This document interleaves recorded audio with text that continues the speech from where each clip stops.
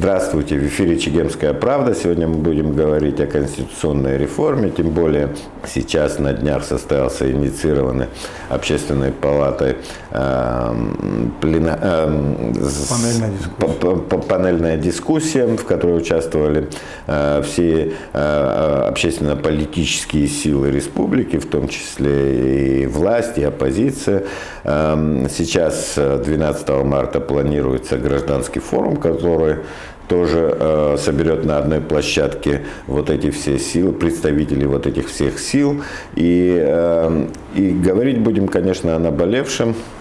Общественная палата, она уже пару лет как минимум занимается вопросами реформирования, то есть попыткой сдвинуть этот уже набивший оскомину вопрос с мертвой точки. И сейчас у нас в гостях член Общественной палаты Дауд Агарба. Дауд, добрый день. Добрый день, Инал. Ну, 20 лет мы фактически говорим об этой реформе, даже больше. Даже больше. Я помню, еще в 2004 году уже говорилось, что необходима реформа конституционная. В 2005 году была создана первая конституционная комиссия по реформированию основного закона, но ВОЗ и ныне там. Сейчас вот какие-то перспективы есть, что вот ситуация каким-то образом поменяется. Вот собрались вот на той же панельной дискуссии представители власти, представители оппозиции, различных общественных организаций и так далее. И все в одночасье там вроде бы говорят, что реформа нужна.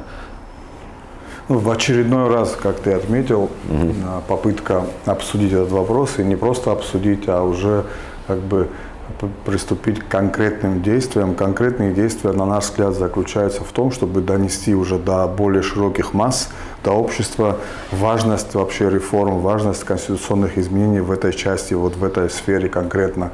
И вот предваряя форум, о котором ты сказал, состоится который 12 марта, мы провели ряд панельных дискуссий, в том числе вот завершающая у нас была на этой неделе во вторник посвящена конституционной реформе, а именно вот избирательной системе и перераспределению полномочий. И мы в очередной раз попытались обсудить этот вопрос и убедились в том, что представители партии готовы к этим изменениям. То есть они еще, если ты помнишь, в сентябре месяце Общественная палата проводила встречу на нашей площадке, и туда были приглашены все партии, которые зарегистрированы в Абхазии. И вот эти все 11 партий подписались под заявлением о необходимости реформ, то есть такой был своего рода старт дан, посыл органам власти для того, чтобы уже начать этот процесс. К сожалению, с того момента ничего не изменилось, к сожалению, я имею в виду в части вообще процедуры инициирования, хотя бы обсуждения в стенах парламента, либо в администрации президента. Но мы свою работу решили продолжить. У нас было в планах провести гражданский форум еще до президентских выборов, еще до того кризиса, который произошел в ноябре. То есть тогда, когда мы начали работу по реформам, то подготавливать свою концепцию, мы уже предвидели, что страна находится в определенном политическом кризисе затяжном и что неизбежен очередной кризис, что и случилось в ноябре месяце. И после ноября, уже в преддверии президентских выборов у нас идея возникла провести гражданский форум по наболевшим вопросам, потому что мы считали, что не обсудив проблемы, которые привели к этому кризису, невозможно двигаться дальше. Но тогда Общественная палата решила перенести форум, так как все были заняты президентскими выборами, и на самом деле провести его тогда было сложно в организационном плане.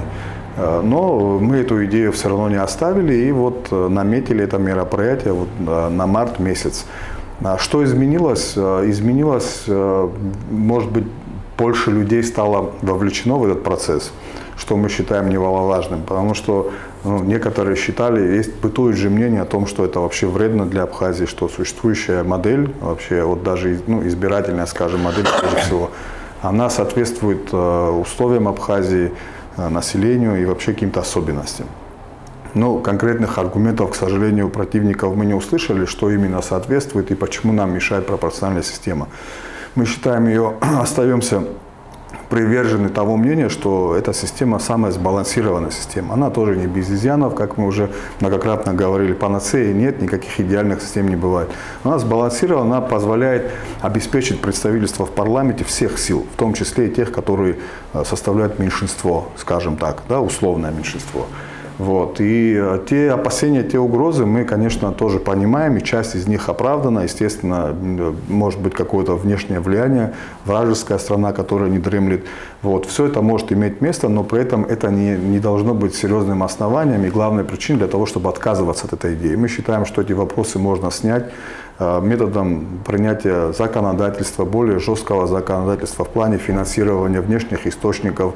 И вообще, в принципе, закон о партиях, о котором мы тоже говорим, он требует, естественно, изменений. Даже действующий закон предполагает жесткий порядок, но вопрос исполнения законов и контроля у нас остается тоже открытым. То есть мы должны понять, мы чего боимся. Мы боимся того, что мы не сможем контролировать, тогда надо признать, что мы с этим должны что-то делать. Начать с того, чтобы привести в соответствие наши институты для того, чтобы они могли регулировать все процессы политические, происходящие внутри. И это не должно быть, еще раз повторюсь, не должно быть причиной для того, чтобы это как аргумент говорить. То есть, я как понял, вот исходя из того, что я видел, слышал, боязнь переходить на смешанную систему, он как бы главный аргумент, что политические партии могут скупить. Ну, собственно говоря, и мажоритарных депутатов могут скупить и выставить, и провести в парламент. Мы это уже неоднократно наблюдали. Да.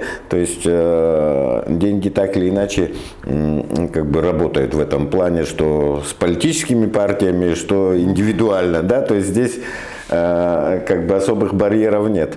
С другой стороны, я всегда удивляюсь, что мы цепляемся за то, что есть, при том, что понимаем, что у нас мы все время, как в прокрустовом ложе, вертимся вот в вечном таком кризисе, да, то есть у нас этот вечный кризис, и при этом мы говорим, все хорошо, ничего менять не надо, то есть это касается и самой избирательной системы, это касается и перераспределения полномочий между исполнительной и законодательной властью, и как бы всегда живем в ожидании, вот кризис такой хронический, и ждем какой-то острой фазы. Мне кажется, все-таки нужно как-то выходить. Я, как знаю, допустим, депутаты парламента, они против, в основной массе, как бы против перехода на смешанную систему выборов. Я понимаю, там каждый, наверное, тоже думает, может пойти вот как бы, ему удобнее идти вот по этой схеме, по которой он попал в парламент. Исполнительная власть, наверное, как бы не против, я как слышал, перехода на смешанную систему, но при этом она против того, чтобы вот поделиться своими полномочиями. В то же самое время парламент как бы за то, чтобы некое перераспределение этих полномочий произошло. То есть здесь вот слишком все как-то запутано, и какой-то все-таки выход должен быть. Но мне кажется, важно все-таки как бы проговорить. Вот у нас президентские выборы, да, вот я наблюдаю эту картину. Вот последние президентские выборы. Победитель набрал 54%, проигравший набрал 42, кажется, процента, да. Ну, то есть у нас это означает, что, собственно говоря, у нас как минимум 42% населения, вот эта часть голосовала против. То есть формально она в оппозиции, как бы, она не представлена. Ее интересы не представлены в исполнительной власти никак. Таким же образом, в принципе, если выборы будут проводить по мажоритарной системе, то если власть, как она уже, как бы это уже такой отработанный механизм, как бы административный ресурс с большими деньгами и так далее. И, в принципе, при этом механизме можно и все 35 мест занять в этом парламенте людьми, которые представляют фактически исполнительную власть. где тогда вот те силы, которые представляют интересы вот этих, условно говоря, 42% населения, которое, в общем-то, не очень как бы представлено фактически в этой власти. Ни в законодательной выходит, ни в исполнительной.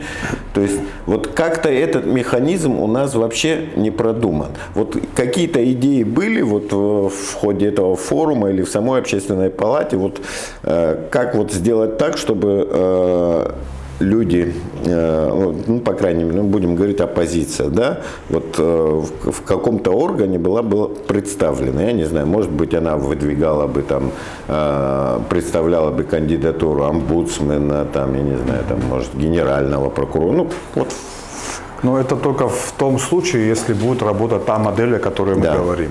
У нас спикер Вячеслав Андреевич, если не ошибаюсь, высказывал такое мнение, чтобы назначать на должность премьер-министра того кандидата в президенты, который занял второе место.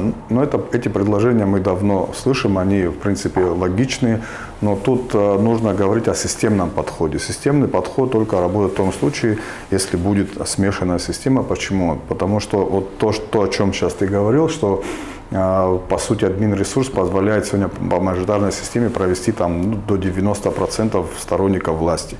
И при этом мы же видим, что, например, те изменения, о которых мы говорим, то есть той части, в которой согласен парламент, но получается, он условно согласен, но они же не принимают решения, решение же за ними остается. То есть мы не видим, чтобы они инициировали изменения в закон и вынесли хотя бы на первое чтение. То есть это, кстати, проект, о котором мы говорим, вот он после кризиса последнего, если ты помнишь, рабочая группа была создана, из 20 человек, там были представители различных юридического сообщества, общественных организаций.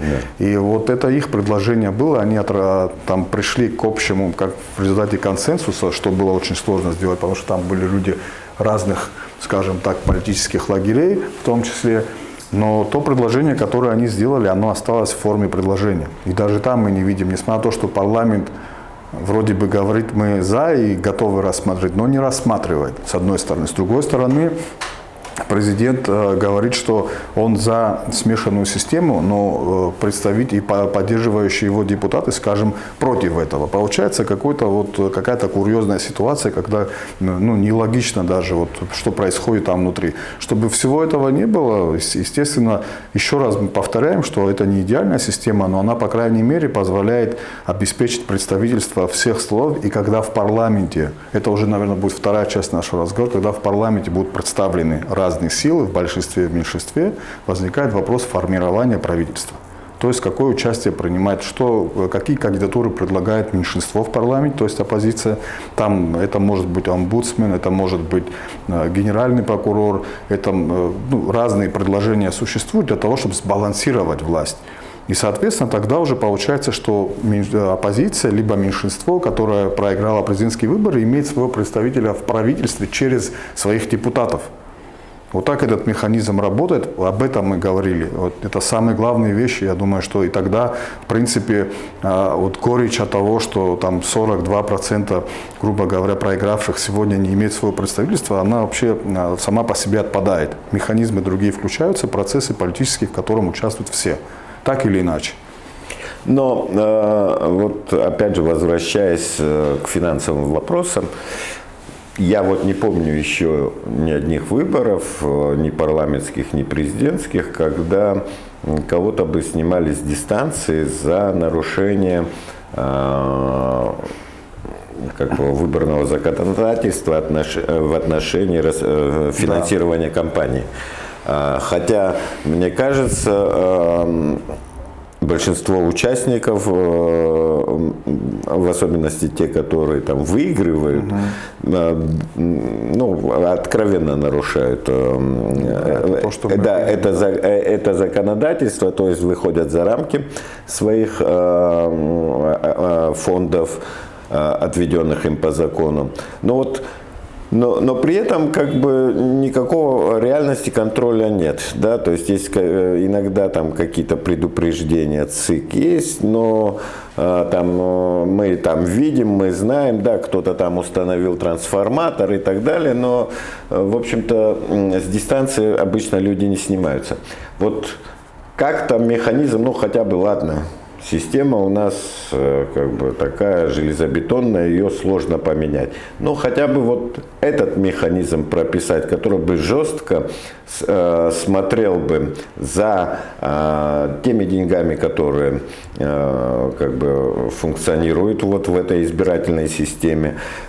И я думаю, мне кажется, это важно, потому что когда мы все время говорим, что могут купить политические партии, а мы сейчас говорим, когда еще политические партии не участвуют в выборной кампании, говорим о мажоритарной системе, и мы говорим, что могут купить мажоритарных депутатов, какие-то денежные мешки, их туда пролоббировать, и потом они будут голосовать, как захотят вот эти мешки.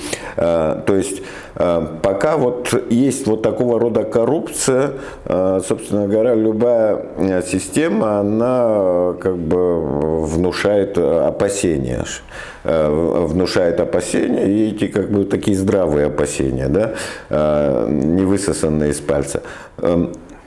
Может быть, все-таки взяться вот за этот сегмент жестко, допустим, как-то контролировать, ну, хотя бы учитывая, что у нас все-таки вот сейчас мы говорим о переходе на новую избирательную систему, парламентские выборы через год мы в любом случае как бы не успеем.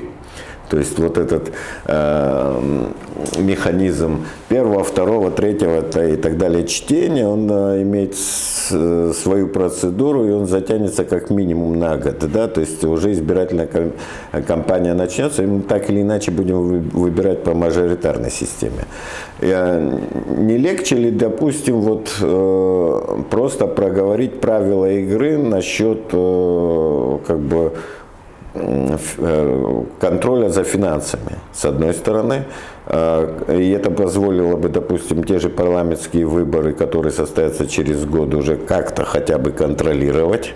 С другой стороны, учитывая последние скандалы с политтехнологами иностранными, тоже жестко оговорить участие иностранцев в абхазских выборах, будь то это муниципальные выборы, будь то это выборы в парламент и тем более уже президентские выборы. Вот есть ли вот какой-то консенсус, есть ли возможность добиться вот какого-то консенсуса в этом направлении? Ну, вообще, исходя из того, что мы видим, вообще любого консенсуса добиться очень сложно.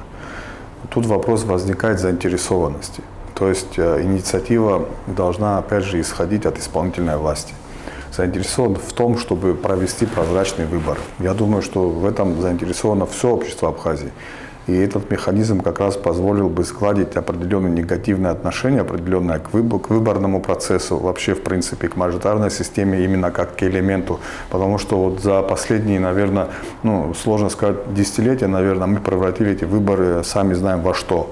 Вот как мы выбираем, какой способ вообще принятия решений при выборах, вообще какая предвыборная кампания.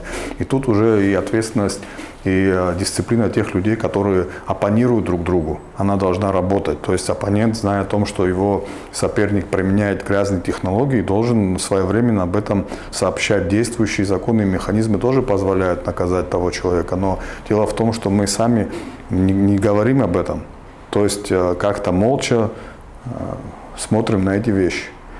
Это культура, это, наверное, воспитание культуры. Когда мы говорим про реформы, мы говорим прежде всего про то, как изменить ситуацию в целом, в том числе и те вещи, о которых ты говоришь. Мы понимаем, что до следующих выборов, скорее всего, ничего не произойдет, но мы ставим вопрос уже таким образом, чтобы во всяком случае приступить к обсуждению этого вопроса и, возможно, принять этот закон этим парламентом, но со вступлением в силу, скажем, в 1932 году, в следующем электоральном цикле. Вот. А в течение этого пятилетнего срока можно уже и партии подготовить к этому процессу, и законодательную базу улучшить в плане ужесточения каких-то вопросов, где-то там, допустим, развить, сделать более уже современным, скажем, законодательство, соответствующим современным реалиям и так далее. То есть эти все вопросы, люди не верят, у людей такой правовой нигилизм в определенной степени, они не верят в то, что власти способны жестко пресекать такого рода вещи, как подкуп избирателей, потому что мы же знаем, с другой стороны, что некоторые люди ждут этого. Зачем скрывать? Потому что множество нерешенных вопросов начинает решаться в предвыборный период. Соответственно, как-то влиять на эти процессы со стороны людей это крайне сложно. К сожалению, это так. Это то, к чему приучили наши политические деятели последние десятилетия. Это то, что мы имеем сегодня. От этого мы хотим уйти. Может быть, не сразу, но, по крайней мере, через процессы реформирования, через изменение подхода вообще к этому всему процессу, потому что в конечном счете все вот эти вот вещи, о которых мы говорим, они влияют на развитие нашего государства, на уровень вообще государственной власти и на то, какие решения принимаются, и в конечном счете на нашу с вами жизнь, и на наше устройство, и на наш суверенитет, на все вопросы. И вот эти, о ком ты говорил, тоже внешние игроки, которых не должно быть, мы сами здесь можем прекрасно провести любую кампанию. Это вопрос принципа.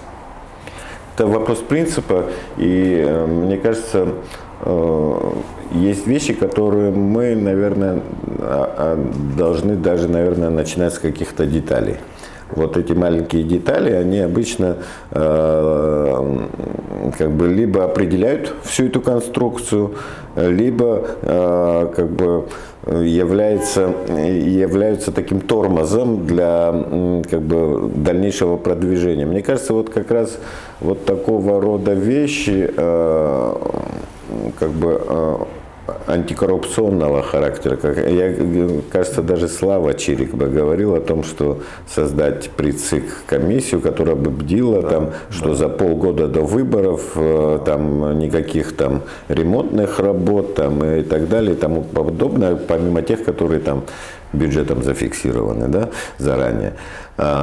Но для этого, мне кажется, сама исполнительная власть должна как бы ратовать за это. Вот когда исполнительная власть говорит, нет, мы-то себе этого позволить не можем, то начинают возникать вопросы. Ребята, но вы за чистоту выборов или как? Мне кажется, вот надо на такие вещи говорить, от которых сложно отвертеться. Это во-первых. С другой стороны, мне важно, наверное, чтобы вот 12 числа пройдет этот форум, и чтобы вот в этом одном помещении собрались реально представители всей нашей разношерстной политической элиты, ну, так скажем, элиты, да, представители всех этих политических организаций, общественных организаций, и уже ввели какой-то вот как бы нормальный диалог.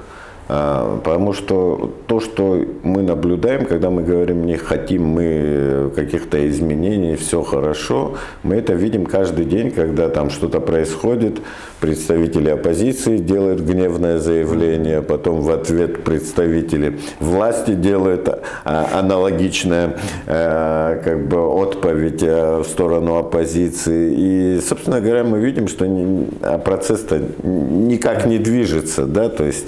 И в этом вся наша проблема. Хорошо. Что будет вообще именно на этом гражданском форуме? Там ожидается ли какая-то там резолюция общая? Да, вот чтобы было понимание, чего ждать вообще от этого гражданского форума. Мы перейдем вот к этому теперь, к этой теме. Прежде чем вообще перейти к самому форуму, который состоится 12 марта, я бы вкратце хотел все-таки остановиться на тех 3 мероприятиях, которые предшествовали вот этому событию, которое пройдет послезавтра, вернее на следующей неделе.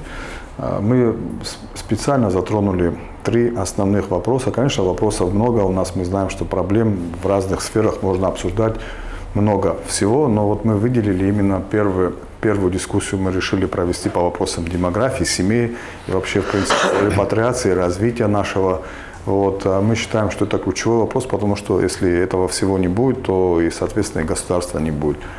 Вот. Второй вопрос был прямо привязан тоже к первому и к третьему тоже. Объясню, почему мы затронули вопрос развития сельских территорий, то есть социально-экономическое развитие наших сел.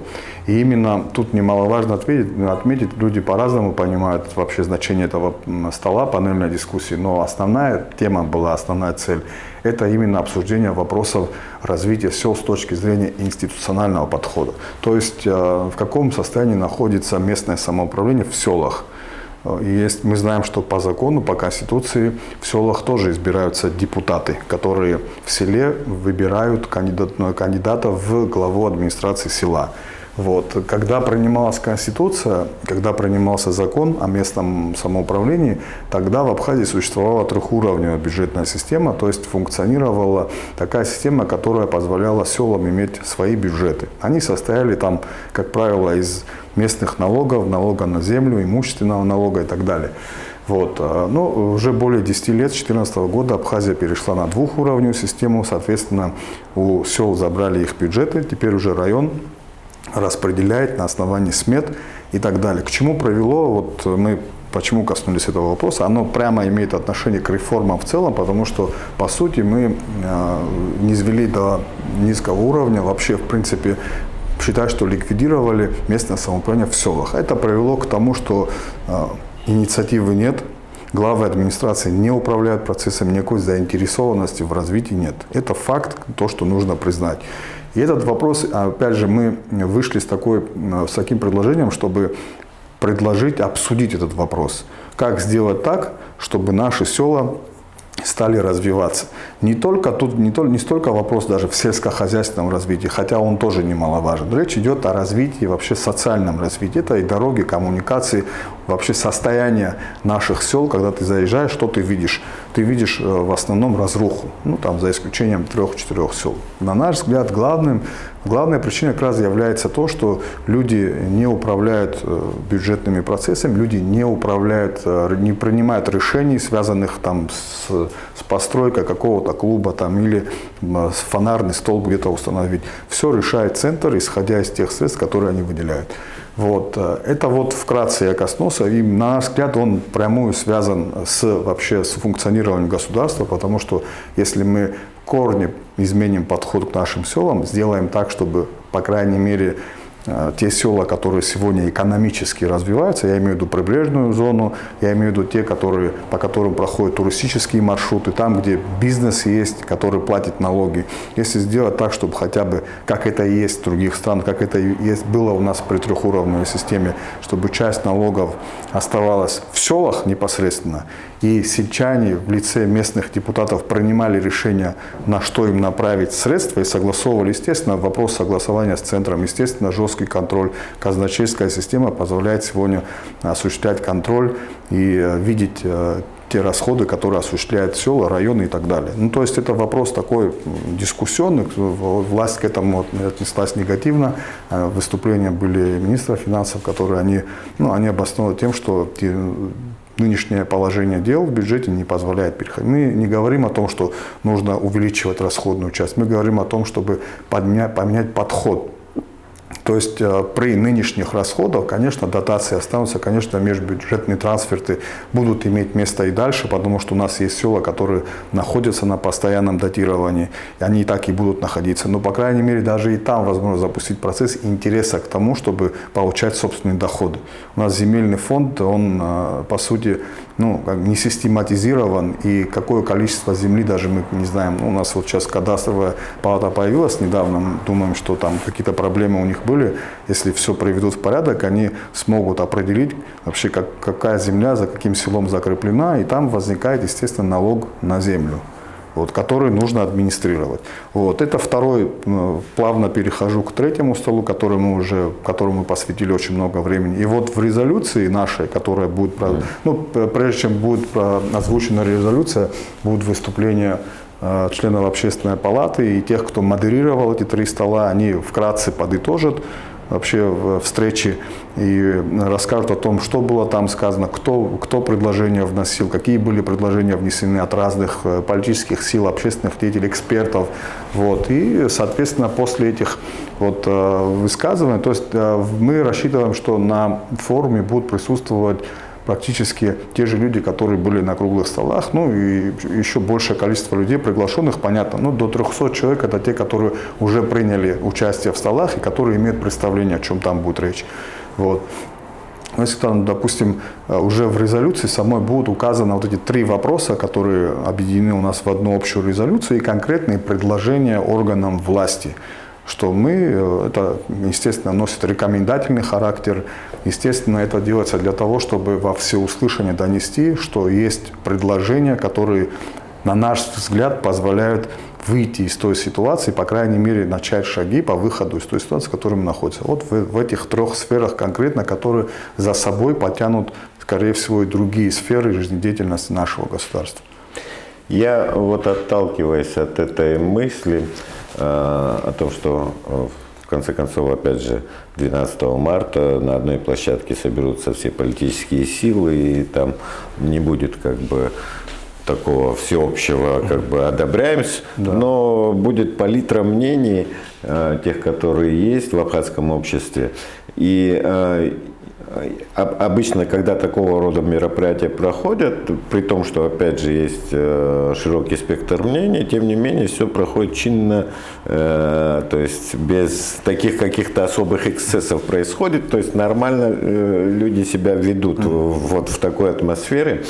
И я вот о чем подумал, почему бы вот такого рода гражданские форумы не сделать как бы какими-то регулярными. Не то, что вот сейчас объявили этот гражданский форум, и неизвестно, когда у нас в следующий раз вот в подобном формате соберутся общественные и политические представители общественных политических организаций.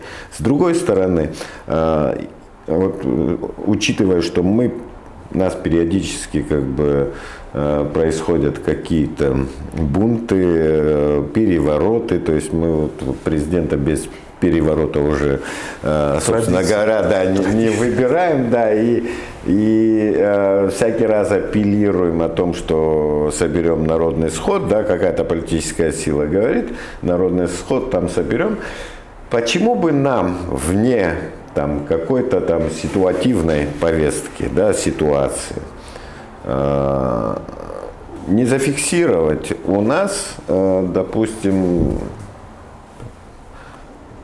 сделать отдельный закон, что, допустим, раз в 5 лет, это лучше делать где-то, чтобы это было не в президентские годы, да, где выборы там президентские, а вот, допустим, там год прошел после президентских выборов, да, когда более-менее еще спокойно, да, вот чтобы у нас мы собирались, представители абхазского общества, там у нас есть историческая поляна в Лыхнах, есть в Мокваште, есть. В конце концов собрались, и это наша такая традиция. Мне кажется, вот такой традиции, восстановления такой традиции нам не хватает, чтобы мы обсуждали какие-то насущные проблемы, стоящие перед обществом, перед государством.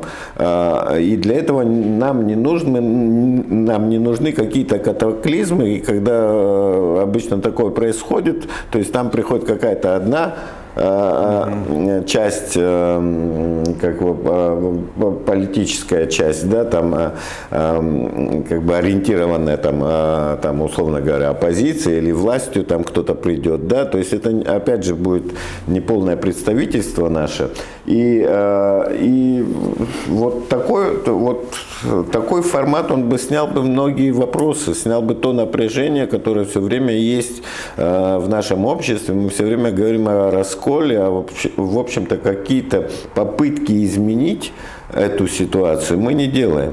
Я не знаю, вот как-то можно, наверное, вот воспользуюсь тем, что гражданский форум проводит Общественная палата, может быть, кто-то инициировал бы, вот рассмотрел бы этот вопрос народных сходов, которые бы проводились бы там хотя бы раз в 5 лет, хотя бы сверить часы. Не так, чтобы вот срочно решить какой-то серьезный кризис, который сейчас происходит, да, там, когда кто-то там зазывает. Нет, это вот созвано, потому что вот по расписанию у нас так есть, и там и не какая-то определенная его политическая сила его инициирует. Такие вещи, наверное, были бы целесообразнее, чтобы они были как-то законодательно закреплены, вещи, которые снимают то внутреннее политическое напряжение, которое у нас есть. Ну, тут, как бы продолжая то, что ты говоришь, хочу отметить, что в закон об общественной палате вот абсолютно относительно недавно внесли изменения. Вот одно из изменений предполагает проведение общественной палаты, общественного диалога.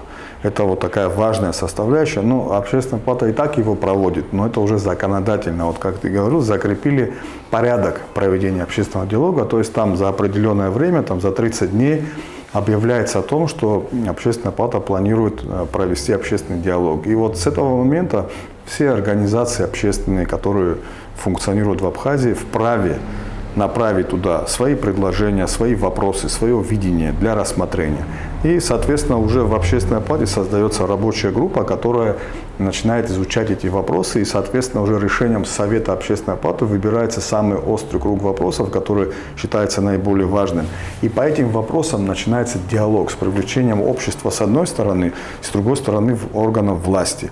То есть вот этот механизм, мне кажется, он очень важный и теперь уже законодательно прописан. А то, о чем ты говоришь по поводу вот, форумов или проведения народных сходов, как раз по результатам вот этого общественного диалога, когда будут обсуждаться те или иные вопросы, раз в 3 года или раз в 4 года объединять их в комплексе и уже выводить на сход для того, чтобы там не в стиле напряжения общаться там, и как-то не спорить, не дискутировать, а уже те решения, которые проговорены обществом и властью, выносить, уже как бы говорить о том, что вот то, что делается вообще государством, обществом, властью, вот эти вопросы, которые мы хотим уже донести до более широкого круга людей. Ну, как-то вот я вот так вижу приблизительно, как это могло бы быть. А интервалы, то есть периодичность проведения, в законе сначала хотели написать не менее чем раз в полгода, потом убрали эти ограничения, либо там какие-то, ну, то есть по мере необходимости. Если нужно дважды в год провести такой диалог, значит, надо провести его дважды. Опять же, это должно привести к тому, чтобы уйти от этих процессов. Мы всегда говорим, что надо уйти с этой площадной демократии, которая у нас уже стала такой традицией своего рода, да, уйти на другие площадки, там, где можно не допускать такого. Если, допустим, кто-то из наших руководителей либо власти совершает какие-то поступки, либо превышает свои полномочия, создать такие законные механизмы, которые ему не позволяли бы, либо за это он внес, конечно же, ответственность, в том числе уголовную. Я все-таки буду закругляться.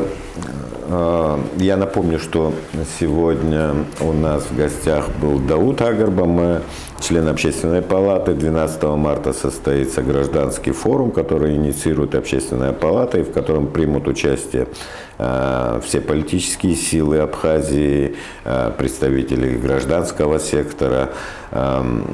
И я бы хотел, наверное, чтобы внимательно те, которые даже не попадут, вот обычные люди, просто смотрели, потому что наблюдали за этим событием, это очень важным событием, и как бы надеюсь, что сам форум, он станет продуктивным и даст толчок для дальнейших изменений, в том числе и реформы, о которых мы сегодня говорили.